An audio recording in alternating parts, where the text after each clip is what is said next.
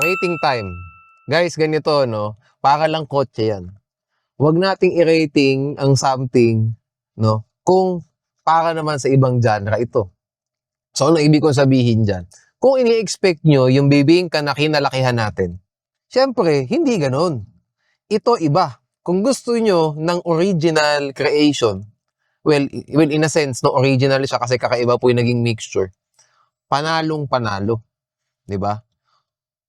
So with that being said, kung ang rating natin is for its own lang, masarap ba siya o hindi? Yun lang ang pinagbabatayan natin. Angkop ba siya sa panlasang Pilipino? The answer is yes.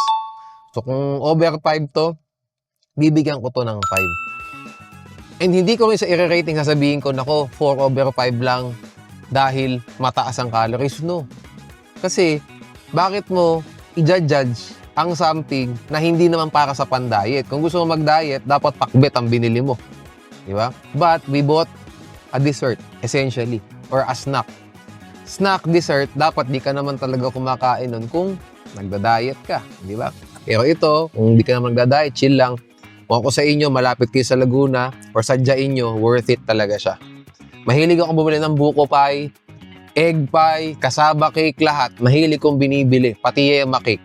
Pero ito talaga, lalaban to. Baka ito ang future top 1. Or top 2 at least no, sa ibang mga delicacies dito sa South. No, kasi pag sa amin sa North, puro suman, biko, ganyan. Puro bigas dun eh. Ito rin naman bigas in a way, but kakaiba to. So I suggest, pumunta kayo kahit once lang. No? Kami bumili kami 4 pieces lang kasi malapit lang kami. We could buy another. Kung malayo kayo, ako sa inyo mag-isang dosena kayo. Para hindi lang pampamilya, pang sports pa.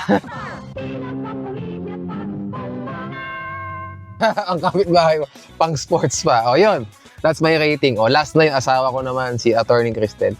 Okay, ako naman guys, ang rating ko dito, this is 190 pesos ata per piece. Tama ba ako?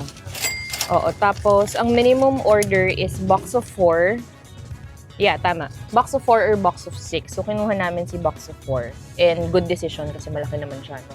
So, ang rating ko sa kanya is 4.5 out of 5. Kasi parang dapat mas gusto ko kung melted yung cheese on top. But the rest, everything is perfect. If there's such a thing as perfect. Kasi grabe naman, no? Hindi naman talaga siya tinipid. So even if this is 190 pesos per piece, maraming mas mahal pang bibingka na hindi ganito yung quality. So ito, top of the line. Kung kotse siya, top of the line siya. So 4.5 out of 5 just because hindi melted yung cheese. But the rest, everything is perfect.